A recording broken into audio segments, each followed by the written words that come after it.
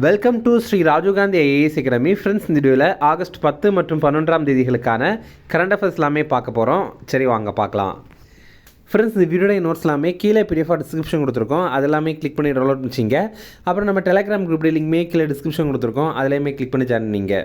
நம்முடைய டெலிகிராம் குரூப்பில் current affairs quizzes நடத்திட்டு வரோம். நீங்களுமே ஜாயின் பண்ணி அட்டன் பண்ணிக்கலாம். ஓகே, சரி வாங்க பார்க்கலாம். ஃபஸ்ட்டு, தமிழ்நாடு சட்ட ஆணையத்தின் புதிய தலைவராக நியமிக்கப்பட்டுள்ளவர் யார்?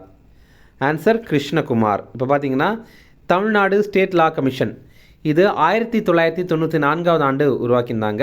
இப்போ தமிழக அரசு ஏதாவது சட்டம் இயற்றணும் அப்படின்னா அதற்கு ஆலோசனை வழங்குகிற அமைப்பு இதுதான். இதில் இந்த அமைப்புடைய புதிய தலைவராக கிருஷ்ணகுமார் அப்படிங்கிறவரை அப்பாயின்ட் பண்ணியிருக்காங்க. அதே மாதிரி முழு நேர உறுப்பினர்கள் சிலர் அப்பாயின்ட் பண்ணியிருக்காங்க. அது யார் அப்படின்னு பார்க்கலாம். டி.க. ராமன், இவர் சென்னை உயர்நீதிமன்றத்துடைய முன்னாள் நீதிபதி. அப்புறம் டி.கே. ராமச்சந்திரன், இவர் முன்னாள் கூடுதல் தலைமைச் செயலர். அடுத்தது ஏ. அருணகிரி, இவர் சட்டத்துறை முன்னாள் செயலாளர். இவங்களுடைய பதவிக்காலம் எல்லாமே 3 ஆண்டுகள் இருக்கும். அடுத்தது, உயர் நீதிமன்றத்தின் நீதிபதிகளுக்கு பதவி பிரமாணம் செய்து வைப்பவர் யார்? ஆன்சர் ஆளுநர். இப்போ பார்த்தீங்கன்னா ஒவ்வொரு உயர் நீதிமன்றத்திற்கும் அங்கே இருக்கிற நீதிபதிகளுக்கு பதவி பிரமாணம் செய்து வைக்கிறது ஆளுநர் தான். இப்போது மெட்ராஸ் உயர்நீதிமன்றத்தில் புதிதாக 15 நீதிபதிகள் பதவியேற்றிருக்காங்க. இவங்களை நியமனம் பண்ணுறது குடியரசுத் தலைவர். அதே நேரம் பதவி பிரமாணம் செய்து வைக்கிறது ஆளுநர்.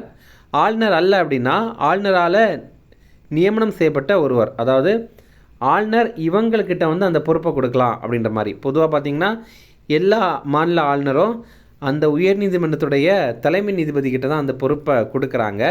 அப்படி பார்க்கும்போது இந்த 15 பேரை பதவி பிரமாணம் செய்து வைத்தது யார் அப்படின்னா மெட்ராஸ் உயர்நீதிமன்றத்துடைய தலைமை நீதிபதியான எஸ்.ஏ. தர்மாதிகாரி அப்படிங்கிறவர் தான். இப்போது மெட்ராஸ் உயர்நீதிமன்றத்தில் அனுமதிக்கப்பட்ட மொத்த நீதிபதிகளுடைய எண்ணிக்கை 75. ஆனால் இப்போது அதில் 66 பேர் இருக்காங்க, இந்த 15 பேரோட சேர்த்து. இந்த 66ல் 13 பெண் நீதிபதிகளும் அடக்கம். நம்ம இந்தியாவிலேயே அதிக பெண் நீதிபதிகள் இப்போ எந்த உயர்நீதிமன்றத்தில் இருக்காங்க அப்படின்னா மெட்ராஸ் உயர்நீதிமன்றத்தில் தான் இருக்காங்க. ஃப்ரெண்ட்ஸ், நம்ம ராஜீவ்காந்தி ஐஏஎஸ் அகாடமியில் இந்த ஆண்டு நடைபெற போகிற TNPSC group 1 films exam test series start பண்ணியிருக்கோம். ஸ்க்ரீனில் தெரிகிற இந்த வாட்ஸ்அப் நம்பரில் நீங்கள் வாட்ஸ்அப் பண்ணி இதில் ஜாயின் பண்ணிக்கலாம். அதே மாதிரி பார்த்தீங்கன்னா இப்போ டிஎன்பிஎஸ்சி குரூப் 2 எக்ஸாமுக்கான நோட்டிஃபிகேஷனும் ரிலீஸ் பண்ணிட்டாங்க. இதோடைய ஃபிலிம்ஸ் டெஸ்ட் பேட்ச் நம்ம இன்ஸ்டியூட்டில் ஸ்டார்ட் பண்ணியிருக்கோம். ரொம்ப குறைந்த கட்டணத்தில் இதை நம்ம வழங்குகிறோம். ஸ்க்ரீனில் தெரிகிற நம்பருக்கு நீங்கள் வாட்ஸ்அப் பண்ணி இதில் ஜாயின் பண்ணிக்கலாம். அடுத்தது, ஜெனீவாவில் உள்ள ஐக்கிய நாடுகள் சபை அலுவலகத்திற்கு இந்தியா தற்போது என்ன பறவைகள் வழங்கியது? ஆன்சர் மயில்கள். இப்போ பார்த்திங்கன்னா நம்ம இந்தியா 4 பெண் மயில் அப்புறம் 1 ஆண் மயில், இந்த மாதிரி 5 மயில்களை அங்கே வழங்கியிருக்கோம். இதில் 4 பெண் மயில் இருக்குல்ல, இது நீல நிற மயில்கள். இந்த படத்தில் வலது பக்கம் நீங்கள் பார்க்குறீங்கல்ல, அந்த மாதிரிப்பட்ட பெண் மயில்கள் வழங்கியிருக்காங்க. ஆண் மயில் வெள்ளை மயில் இருக்குல்ல, அதில் ஒன்று அனுப்பியிருக்காங்க. அடுத்தது, இராணுவ மற்றும் காவல் படைகளுக்கு வழங்கப்படும் உயரிய மரியாதை எது? ஆன்சர் நிஷான். நம்ம இந்தியாவில் பார்த்திங்கன்னா இராணுவ படையாக இருந்தாலும் சரி அல்லது ஒவ்வொரு மாநிலத்துடைய காவல் படையாக இருந்தாலும் சரி, அவங்களுக்கு வழங்குகிற மிக உயரிய விருது இந்த நிஷான் அப்படிங்கிறது. இதை பிரசிடென்ட் கலர் அப்படின்னு கூட சொல்லுவாங்க. ஜனாதிபதியின் கொடி அப்படின்னு தமிழில் சொல்லுவாங்க. இதற்கு இன்னொரு பேர் இருக்குது, அதுதான் நிஷான் அப்படிங்கிறது. இப்போ இந்த விருது புதுச்சேரி யூனியன் பிரதேசத்துடைய காவல்துறைக்கு வழங்கியிருக்காங்க. மத்திய உள்துறை அமித்ஷா நேரில் போய் இதை வழங்கியிருந்தார். புதுச்சேரி இந்த விருதை பெற 18வது மாநிலம் அல்லது யூனியன் பிரதேச காவல்துறை.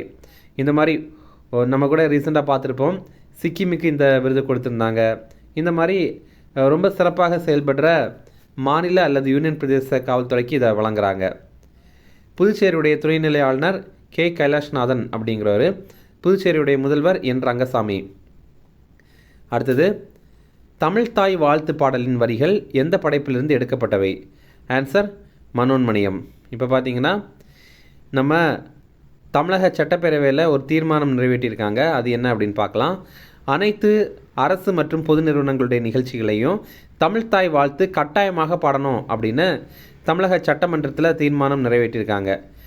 அதே மாதிரி தமிழ்த்தாய் வாழ்த்து பாடல் தான் முதல்ல பாடணும் அப்படிங்கிறதே இந்த தீர்மானம் உறுதி செய்து முதல்ல 1970 நவம்பர் 23ஆம் தேதி அன்னைக்கு தான் அரசு விழாக்களில் இந்த பாடலை பாடணும் அப்படின்ற மாதிரி தமிழக அரசு ஆணை பிறப்பித்திருந்தாங்க. அதுக்கப்புறம் ரீசெண்டாக 2021 ஆண்டு டிசம்பரில் இந்த பாடல் தமிழகத்துடைய மாநில பாடலாக அறிவிக்கப்பட்டது. அடுத்தது 2026 ஆண்டிற்கான ட்ராக் பதக்கம் வென்ற இந்திய இயற்பியலாளர் யார்? இதற்கான ஆன்சர் தீபக் தார். உலக அளவில் ஃபிசிக்ஸில் சிறந்த அறிஞர்களுக்கு வழங்கப்படுற மிக முக்கியமான விருதுகளில் இந்த டிராக் மெடலும் முக்கியமான ஒன்று. இது பார்த்திங்கன்னா இத்தாலியுடைய திரேஸ்டே நகரில் சர்வதேச கோட்பாட்டு இயற்பியல் மையத்தினால் வழங்கப்படுது. இப்போ இந்த தீபக் தார் பற்றி பார்த்திங்கன்னா 2022 ஆண்டு போல்ட்ஸ்மேன் பதக்கத்தை இவர் பெற்றிருந்தார். இதுவுமே பார்த்திங்கன்னா ஃபிசிக்ஸில் வழங்கப்பட்ட ஒரு உயரிய விருது. இந்த பதக்கத்தை பெற்ற முதல் இந்தியரே இவர் தான். அடுத்தது இந்தியாவில் கடல்சார் நிர்வாகத்தை டிஜிட்டல் மயமாக்க தொடங்கப்பட்ட புதிய தளத்தின் பெயர் என்ன? ஆன்சர் இ சமுத்ரா. இப்போ பார்த்திங்கன்னா இ சமுத்ரா அப்படிங்கிற ஒரு புதிய பிளாட்ஃபார்ம், அதாவது ஒரு தளத்தை தொடங்கியிருக்காங்க. இதோடைய நோக்கம் என்ன அப்படின்னா கப்பலோட்டிகள், அப்புறம் கப்பல் நிறுவனங்கள், அப்புறம் துறைமுகங்கள் இது தொடர்பான சேவைகளை ஒரே இடத்துல பெறணும் அப்படிங்கிறது தான். அதே மாதிரி இந்த கப்பலோட்டிகள் இருக்காங்கள்ல, அவங்களுக்கான குறை கேட்பு அமைப்பாக இ நேவிக் அப்படிங்கிறதையும் அறிமுகம் பண்ணியிருக்காங்க. அதே மாதிரி டிஜிட்டல் வேலைவாய்ப்பு ஒப்பந்தம் டிசி அப்படிங்கிற கருவியுமே அறிமுகம் பண்ணியிருக்காங்க. டிசி அப்படின்னா டிஜிட்டல் சீஃபேரர்ஸ் எம்ப்ளாய்மெண்ட் அக்ரிமெண்ட் அப்படிங்கிறது தான். உலக அளவில் அதிக கப்பலோட்டிகளை வழங்குகிற நாடுகளில் இந்தியா 2வது இடத்துல பிடித்திருக்கோம். அடுத்தது கொரியா மாஸ்டர்ஸ் மகளிர் ஒற்றையர் பிரிவில் பட்டம் வென்ற முதல் இந்திய பேட்மிண்டன் வீராங்கனை யார்? ஆன்சர் அஷ்மிதா சாலிஹா. இப்போ பார்த்திங்கன்னா கொரியா மாஸ்டர்ஸ் போட்டி இப்போ தென்கொரியாவுடைய அசான் நகரில் நடைபெற்றது. இதில் இந்தியாவுடைய அஷ்மிதா சாலியா சாம்பியன் பட்டம் வென்றிருக்காங்க. அப்படி பார்க்கும்போது இந்த போட்டியில் பதக்கம் வென்ற முதல் இந்தியர் யாருன்னா அது இவங்க தான். அடுத்தது பிரிட்டிஷ் செஸ் சாம்பியன்ஷிப்பில் மகளிர் பிரிவில் பட்டம் வென்ற இளம் சாம்பியன் யார்? ஆன்சர் போதனா சிவானந்தன். இப்போ பார்த்திங்கன்னா பிரிட்டிஷ் செஸ் சாம்பியன்ஷிப் போட்டி நடைபெற்றது எங்கன்னா இங்கிலாந்துடைய கோவென்ட்ரி நகரில் தான் நடைபெற்றது. இதில் மகளிர் பிரிவில் சாம்பியன் பட்டம் வென்றது போதனா சிவானந்தன். அதுவே ஒட்டுமொத்த பிரிவில் சாம்பியன் பட்டம் வென்றது ஸ்ரேயஸ் ராயல். இவங்க 2 பேருமே இந்திய வம்சாவளியை சேர்ந்தவங்க. அடுத்தது வெடிப்பொருள் அகற்றும் பயிற்சி இது இப்போ நடைபெற்றிருக்கு. இஓடி அப்படின்னா எக்ஸ்ப்ளோசிவ் ஆர்டினன்ஸ் டிஸ்போசல் அப்படிங்கிறது தான். இந்தியா மற்றும் அமெரிக்கா கடற்படை இதை இணைந்து நடத்தியிருந்தாங்க. இதில் வெடிப்பொருள் அகற்ற வல்லுநர்கள், அப்புறம் வெடிப்பொருளை முறிக்கிற குழுக்கள் இவங்க எல்லாம் பங்கேற்றிருந்தாங்க. கேரளாவுடைய கொச்சியில் தான் இது இப்போ நடைபெற்றது. அடுத்தது எக்ஸசைஸ் தாலிஸ்மேன் சாப்ரே அப்படிங்கிற பயிற்சி இது அடுத்த ஆண்டு நடைபெறதுக்கான அறிவிப்பை இப்போவே வெளியிட்டாங்க. இது ஒரு பன்னாட்டு கூட்டு இராணுவ பயிற்சி. ஆஸ்திரேலியா மற்றும் அமெரிக்கா இதை நடத்துகிறாங்க. ஆனால் இதில் நிறைய நாடுகள் பங்கேற்கிறாங்க. நடத்துகிறது ஆஸ்திரேலியா அமெரிக்காவும் அப்படின்னாலும் இது ஒரு பன்னாட்டு கூட்டு பயிற்சி. நம்ம இந்தியாவும் இதில் போய் பங்கேற்க போகிறோம். இது அடுத்த ஆண்டு ஆகஸ்ட் 9ஆம் தேதியிலிருந்து ஆகஸ்ட் 22ஆம் தேதி வரைக்கும் நடைபெற போகுது. இந்தியாவும் இந்த பயிற்சியில் பங்கேற்பாங்க. அடுத்தது முக்கிய தினங்கள் பார்க்கலாம். உலக சிங்கங்கள் தினம் இது ஆகஸ்ட் 10ஆம் தேதி. உலக புலிகள் தினம் ஜூலை 29ஆம் தேதி. இதே மாதிரி உலக சிவிங்கி புலிகள் தினம், அதாவது சீட்டா டே என்னைக்குன்னா அது டிசம்பர் 4ஆம் தேதி. உலக சிறுத்தை தினம் அது மே 3ஆம் தேதி. உலக பனி சிறுத்தை தினம் அக்டோபர் 23ஆம் தேதி. இதெல்லாம் ரொம்ப முக்கியமான தினங்கள். அடுத்தது இந்தியாவில் 2015 எத்தனை ஆசிய சிங்கங்கள் இருந்துச்சு அப்படின்னா 523 ஆசிய சிங்கங்கள் இருந்தது. ஆனால் இந்த 10 ஆண்டுகளில் 2025-26 கணக்கெடுப்பின்படி அது 891ஆக உயர்ந்திருக்கு.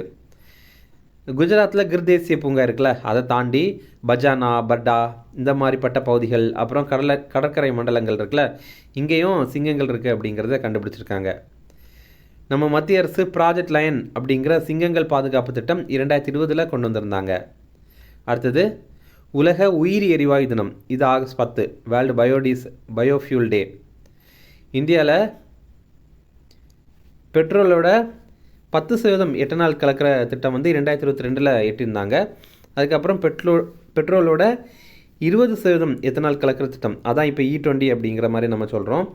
அது பார்த்திங்கன்னா 2025 எட்டப்பட்டது.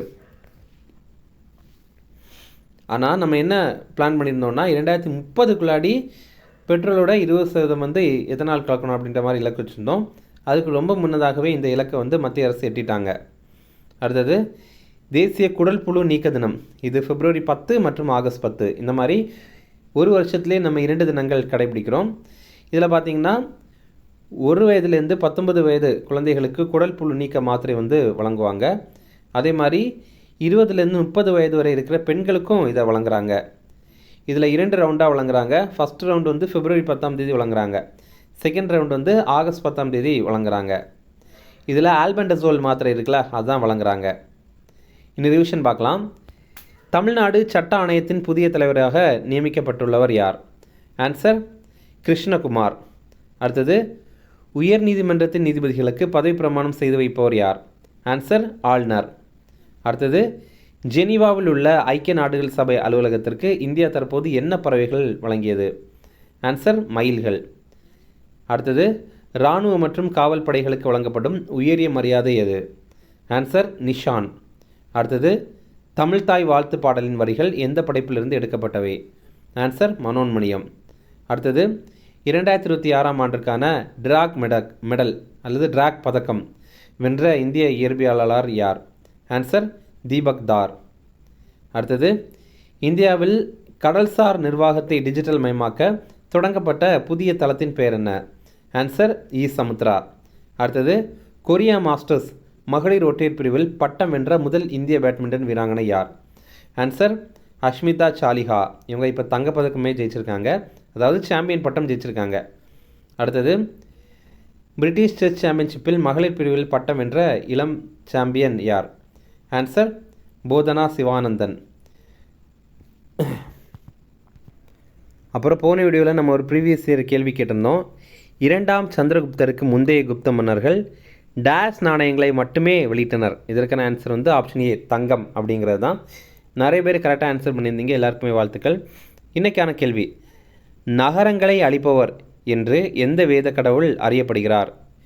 இதில் வந்து ஆப்ஷன் ஏ அக்னியா, ஆப்ஷன் பி இந்திரனா, ஆப்ஷன் சி ருத்ரனா, ஆப்ஷன் டி விஷ்ணுவா. இது வந்து ப்ரீவியஸ் இயர் டிஎன்பிஎஸ்சி கேள்வி. இதில் கரெக்டான ஆன்சர் கமெண்ட் பண்ணுங்கள். இந்த வீடியோ பிடிச்சினா கண்டிப்பாக லைக் பண்ணுங்கள்.